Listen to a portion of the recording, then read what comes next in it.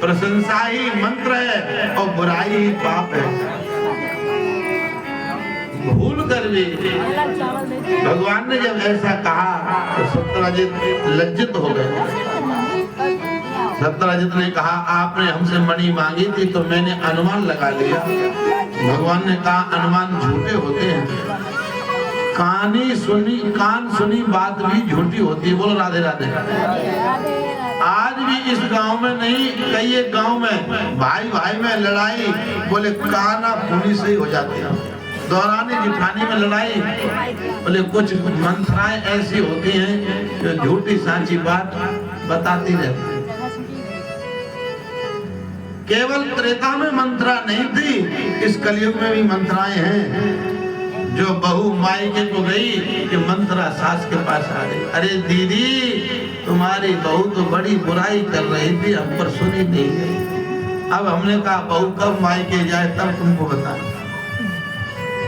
अच्छा, ये कान का विष बड़ा खतरनाक होता है। बोलो राधे राधे।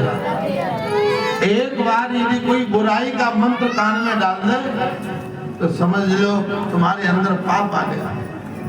अगर कोई तुम्हारी किसी की बुराई निंदा करे उससे मना कर दे, भाई दूसरे की निंदा हमसे मत करो, क्योंकि निंदा करना पाप है और निंदा सुनना भी पाप है।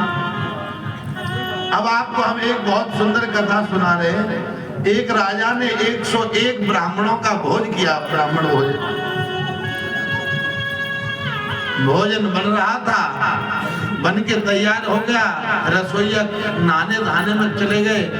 उसी समय एक चील ने एक सांप को पकड़ा, बहुत भारी सांप था, अपने खाने के लिए, और उस सांप ने विष छोड़ दिया। तो वो विष बोले उस भोजन में जा गिरा। अब बड़े ध्यान से सुनना।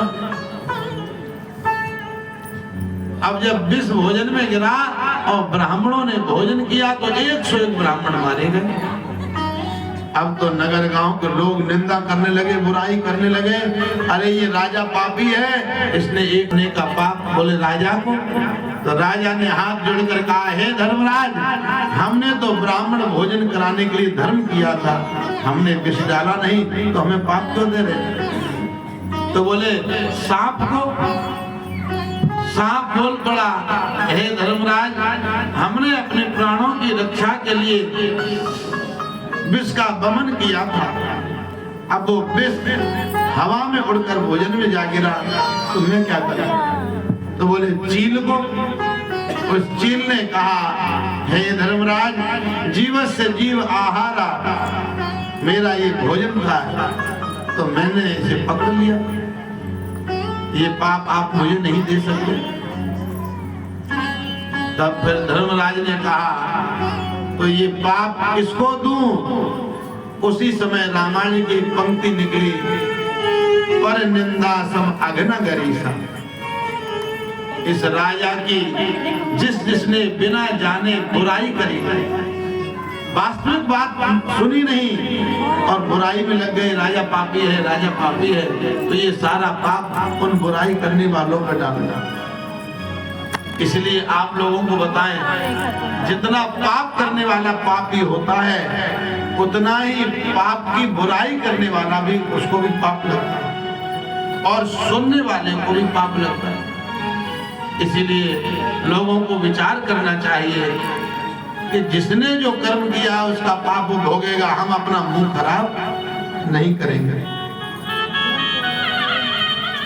सत्यराजित को लेकर भगवान जंगल में गए, देखा कि प्रसेन उसका भाई मरा पड़ा है। अब तो सत्यराजित को